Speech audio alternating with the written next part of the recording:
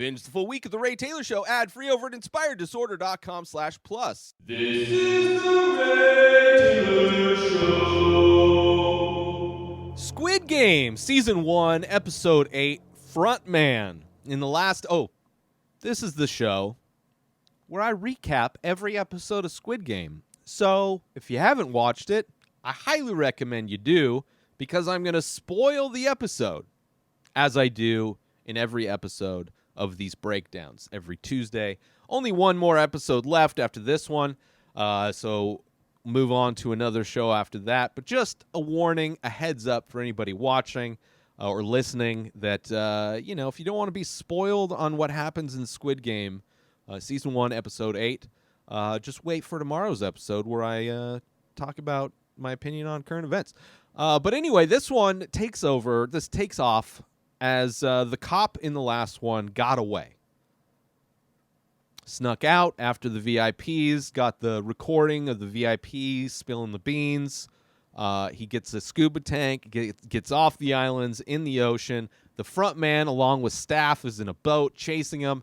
This episode opens with the cop reaching land on another island, but doesn't have cell phone service, so he has to scale this giant cliff to hopefully get all this evidence that's on his phone sent to his commander or whatever. Cop stuff. Sent into the cop place. So as he's doing that, the front man and the staff is right behind him. They see his tank on the beach. Front man shoots a hole in it to make sure, he can't circle back around to get out. When the gun goes off, the cop hears it. So at that point, tries to get a hold of his captain, which he does for a moment. Tells him to search the signal from trace the call to find out where he is, to send backup because he needs backup.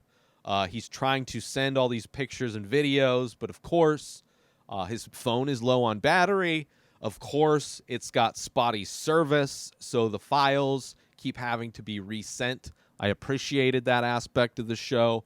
I appreciate any show, TV show or movie that kind of treats the use of a cell phone realistically. Like, we've all tried to send pictures or video over your cell phone, and just sometimes messages don't send, and you have to go send it again, especially if you're out using cell service and you're not on Wi-Fi. It's a pain. So I appreciate this show kind of adding that little aspect where it's like, stuff's still not sending. So he's on the run, trying to send these files. He ends up getting to the end of the road. He gets to the top of this cliff, but he's going through the woods, going through the forest, but he ends up at the edge of the cliff. And the front man with his staff are right behind him. There's a back and forth where the front man tries to recruit him. The cop tries to bluff, saying that it's too late. The backup is already arriving. I sent all the information, which may have happened, may be happening, but he's not sure. He's trying to throw it out there in a way to try and get the front man and everybody to surrender, which is a joke. The cop has a government-issued gun. Front man knows. He does the math for him, which I appreciate that. And it's interesting that cops apparently, out of their 6-shooter that they have, one of the bullets is a blank. I guess it's like a moral issue, which is interesting that there's zero morality when it comes to policing in the United States. But in South Korea, they put, which I don't know if that's true. I would imagine that's true, that their officers put a single bullet, and they're using 6-shooters. I think, cops in the U.S. have all of the weapons. But that was interesting. He's trying to recruit the cop to join in. Cop shoots him in the shoulder, the front man, with his last bullet, and then asks to see who he is. And we know that the cop has been searching for his brother.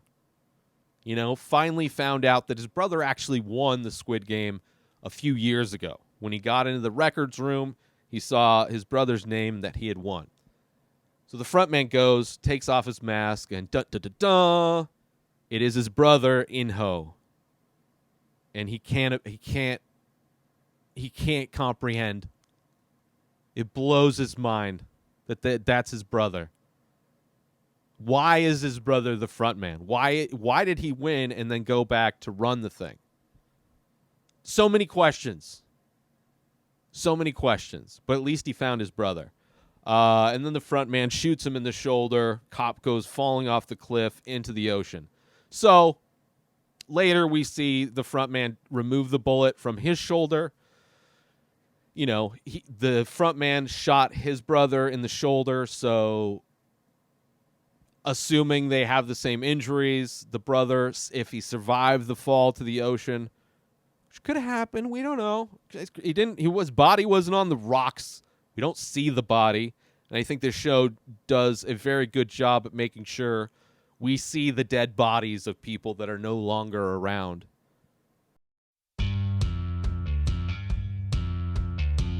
The Many Faces is an ongoing abstract ink portrait series that I started many years ago. I release a new face every day, but go to inspireddisorder.com to check them out. So many available. But as a listener to The Ray Taylor Show, you can save 10% when you use coupon code INSPIRED when you check out. So go to inspireddisorder.com/TMF, that stands for The Many Faces. Go check them out, browse the entire collection, and when you decide on a piece, or maybe multiple pieces, make sure you use coupon code INSPIRED when you check out, and you'll save 10%. As a big thank you for checking out my work, for collecting my work, and for listening to The Ray Taylor Show. And with that said, let's get back to the show.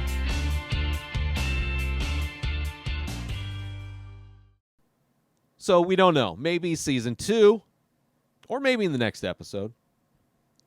But anyway, that's kind of part of this story. The whole cop thing kind of comes to an end in this episode, where he finds his brother, and we don't know if the evidence was ever sent. Obviously, the phone is trash, so whatever had to have been sent had to have happened during that exchange. If he survived the fall in the water, then, I would imagine season 2, if they wanted to. This cop survives, like the Coast Guard actually shows up, but they're in on it, so they don't, nothing gets busted. Or maybe, but there's a chance, or maybe he just gets back onto the island, and season 2, the cop is just like castaway on this other island trying to just survive. Maybe swims back to the... They could do a lot of stuff, because we don't know if he's dead. We don't know what evidence got through. But anyway, that whole storyline comes to an end. On the other side, the 3 survivors, the 3 winners, the last 3 players in the Squid Game, after the glass bridge exploded on everybody, are being escorted back to the barracks, dripping blood, leaking blood. We see when they get to the barracks that it's clearly Sae-byeok, the pickpocket. She got stabbed. She's bleeding a lot. She got hit bad with some glass. You have Gi-hun confronting Sang-woo, because Sang-woo killed the guy, the glass guy that knew the different types of glass, but was hesitant, was kind of stalling at the last few seconds at the end of the bridge, and Sang-woo just took it upon himself to push him onto one of the panes to reveal which one it was, and they all were able to make it to safety. So Gi-hun's confronting him because he's not very happy with the fact that he killed that guy. And Sang-woo, back at Gi-hun, is that you're just lucky, bro. You luckily got the last number, so you got to let everybody else pave the way for you to just the idiot you are, just stumble your way into victory one more time. And Gi-hun comes back at him. He's like, oh, yeah? Mr. Pride of Sangmu Dong? the guy who went to college, this big shot guy, this smart guy, this guy that I've put on a pedestal throughout the entire season. Why are you here with somebody stupid like me? It's a great scene. It's the first time Gi-hun has really just taken off those rose-colored glasses when it comes to Sang-woo. Throughout the whole thing, he's just like, oh, this guy is so smart. He went on to do great things. Never really taking into account that, yes, he is in this exact same situation. He is playing the exact same Squid Games as you. And if he had known from the audience perspective that he has been cutthroat since the beginning, since the candy, where he knew that it was going to be a candy challenge. He had an idea of what the challenge was going to be, but he let everybody choose different things. He let Gi-hun choose the most complex shape that there was, the umbrella that Gi-hun never had growing up, the unbroken umbrella. So he didn't get to see, but now he sees. Now he sees who Sang-woo is. Now he sees how much of a threat he is. And they're given, because they're the last three contestants, the pink jumpsuit guys, the staff bring in new clothes. They bring in some tuxedos for them to wear. Still have their numbers on them. But these tuxedos to wear, beautiful steak dinner. They have the shot of them when they go to eat is beautiful. It's this giant triangle. I mean, it's in the background, but it's this giant triangle, which is, there's so many aspects of this show that were taken from actual art exhibits, which the triangle tables is one of them. Like similar to the VIP masks was like a Salvador Dali party that these elites went to back in the day. So I love the artistic kind of references that go through this show. But while they're changing into their fancy dinner clothes, getting out of their jumpsuits, getting into something nice, we see how badly Sae-byeok is doing. Which, am I saying? Yeah, Sae-byeok. She's got a giant piece of glass stuck in her. Well, actually, it's kind of like right above her hip, right? So maybe not. She's bleeding. She's not doing good. She takes it out. She tries to tie her shirt up around it, as best she can, but she is not doing good. They go to eat. Giant, nice steak dinner, wine. You have Gi-hun and Sang-woo kind of almost competitive eating. Like, oh, yeah? I'm going to eat this steak, and I'm going to kill you. I'm going to eat this steak, and I'm going to kill you, and I'm going to win that piggy bank of money, and I'm going to eat this steak. Meanwhile, Sae-byeok is barely eating anything because she's in so much pain. She's just trying to survive at this point as she's bleeding out, which they don't know. They're too busy. Like, they are locked on to each other. This is my time, bitch. After the dinner, you see the staff come and kind of clear everything out, clear all their plates out, but specifically leave the steak knife right in front of each player. Basically being like, here you go. Like, this could be your last chance to take somebody out before the last game. So they clear the place. Everybody's kind of in bed now. You see Gi-hun is looking over at Sae-byeok, and she's kind of nodding off. So he goes over to see what's up, see how she's doing. He wants to form a bond, form an alliance with her to go after Sang-woo, because he knows how dirty he is now and doesn't trust him anymore, which is good. Good, intelligent play, because we've seen how cutthroat he's been throughout this entire series. But she doesn't want to do that. All she cares about, she asks him what he's going to do if he wins the money. And his whole thing is like, if we get rid of him, then we can just vote to leave and we take that money, which I don't think that's how it works. At least when they first voted to go, like, it seemed like the staff said, If you vote to go, whatever money's in the piggy bank gets distributed to the people that died, that were eliminated. It gets distributed to their families. That's what I believe what the rules were if you voted to leave. So if they voted to leave, I don't think they take that money. But maybe I misinterpreted that, and maybe it's just like, oh, the survivors get divvied up whatever the money is, which is a ton of money. We start off this episode with when the three of them are coming back, we start off with 45.3 billion won, which translates to $38.1 million. That's how much is in the piggy bank with the three of them left. Join Inspired Disorder Plus today. Head on over to inspireddisorder.com/plus to join. Membership includes members-only discounts and deals. You get access to the Ray Taylor Show completely ad-free, as well as bonus episodes. You get access to the complete live painting archive. You also get access to every single podcast ever produced by Inspired Disorder, hosted by Ray Taylor. You get access to Ray Taylor's personal blog, as well as the opportunity to ask me any questions. So if you want to start a podcast, you're into art, ask me anything. And so many more things are being added every day to Inspired Disorder Plus. So sign up today, become a member, head on over to inspireddisorder.com/plus and become an Inspired Disorder Plus member today. So he's trying to convince her. She asks him, if you get the money, what are you going to do with the money?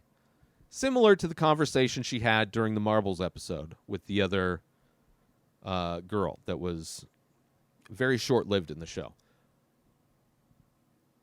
And, Gi-hun's like, I want to be a good dad. I want to get my mom a store, not just some pop-up market.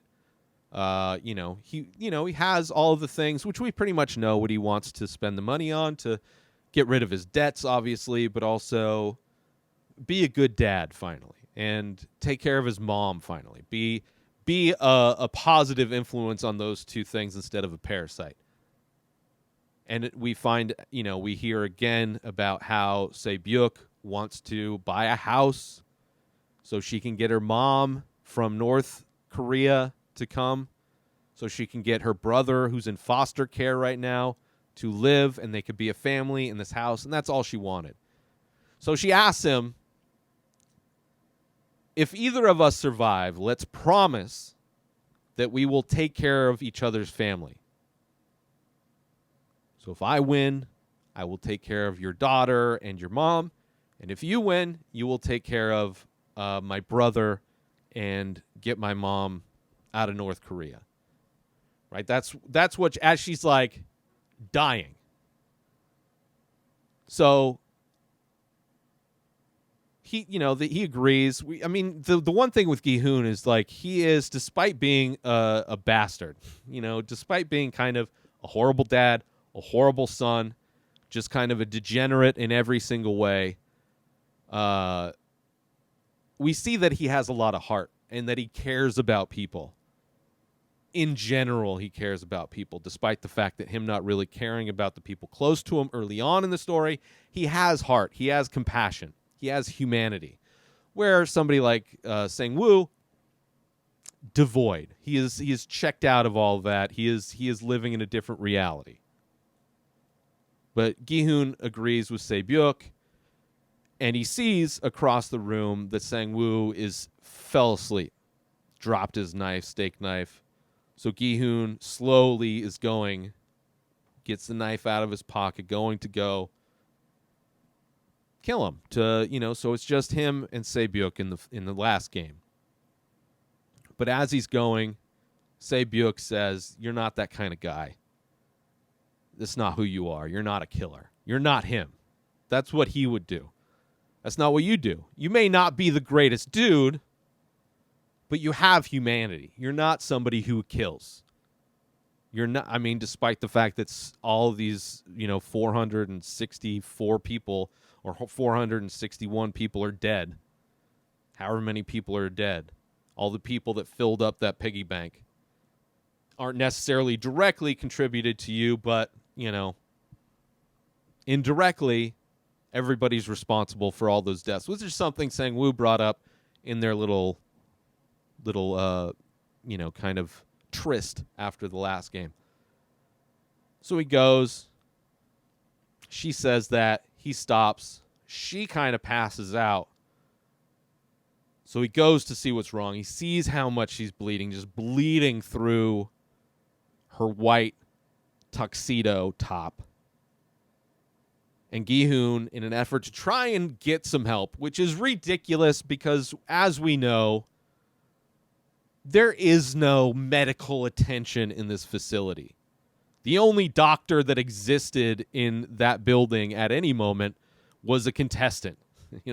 They don't have a medical staff in order to help the contestants or the players out. But Gi-hun goes to the door, banging on the door. Finally, the lights turn on, and it's like, and doors open, and you see the staff. So for a second, you're like, oh, maybe they are gonna to save her, because it's indirect. Is the glass bridge that exploded and shot in her gut. But then immediately, he sees the coffin, that black coffin, which the suits that they were wearing were in a black box with that same pink ribbon. So coffin comes in, signifying that she's dead. But what we don't know is that when Gi-hun turns around, you see Sang-woo standing over Sae-byeok, steak knife in hand, blood splattered all over his face. And it wasn't that she died of her wounds from the glass bridge. She died because Sang-woo walked over to her, stabbed her in her throat. Like, really showing how evil he is. Gi-hun runs at him to go and stab him. Great slow-mo also in this. I mean, it's like such a dramatic moment when you see, it's like at first you see the coffin and you're like, oh, because they have vitals, maybe they just, they see that her vitals, she flatlined. Like, oh, she died of her wounds. It sucks. But then when you realize that it wasn't just from her wounds, it was because Sang-woo killed her, which I guess put her out of her misery, if you want to think of it that way. But I don't want to think of it that way. I want to think of him as being just a horrible person. Gi-hun runs over, but just as he's about to, they're both about to sling blades at each other, Gi-hun gets knocked over by one of the pink suit guys with a gun, gets knocked to the ground. Same thing with Sang-woo, gets a barrel of a gun to push him out of the way to kind of peel them off of each other because there's still one game to go. The VIPs have bets on what's going to happen to these last two. They still need to make money. That piggy bank doesn't just fill itself. So they need to make sure Gi-hun and Sang-woo don't kill each other before the last game. But that's where we say goodbye to Sae-byeok. The pickpocket. Kind of like this.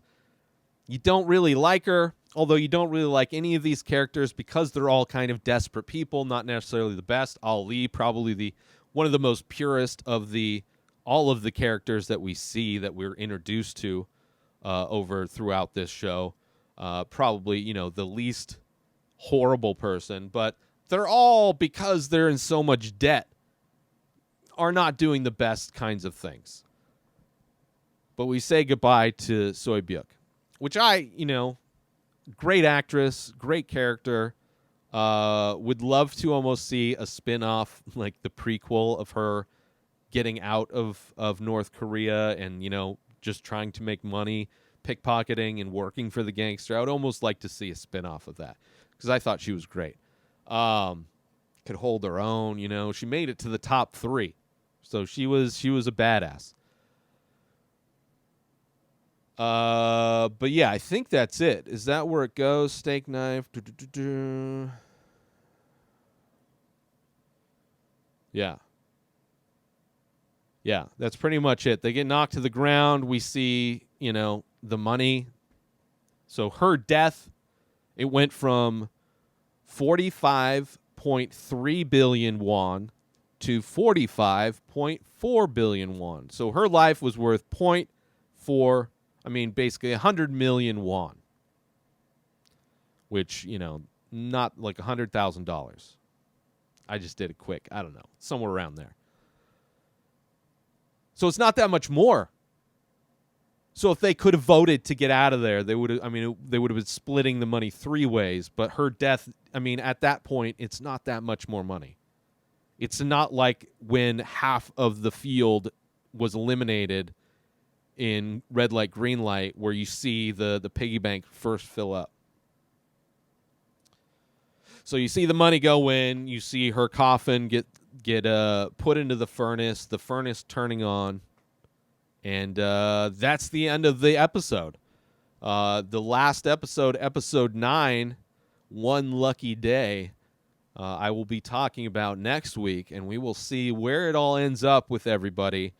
But yeah, a bummer of an episode. Not necessarily, that moment where you see Sang-woo standing over her dead body is just like, you knew he had it in him, but I surely wasn't expecting to see that. I was expecting her to just be, obviously it's far more dramatic to have him kill her than her just die of her wounds, but it was like, not necessarily as heartbreaking as the Marble episode where Gi-hun is tricking the old man, but and then, kind of that whole, the realization that the old man knew he was being tricked the whole time. That scene, that episode, and also Ali, Sang-woo tricking Ali into going on this, wild goose chase. That was a brutal episode. But this one was, because it's a character that you didn't want to see leave. But, the show is the show. Only one can win. And we will see who wins in the next episode of Squid Game. New episodes of The Ray Taylor Show come out every single day. Subscribe on YouTube and everywhere our podcasts are found. Binge the full week over at inspireddisorder.com/plus. Buy Ray Taylor Show merch over at inspireddisorder.com. And follow the show on Instagram at Ray Taylor Show. Have a wonderful day, everybody. Peace out!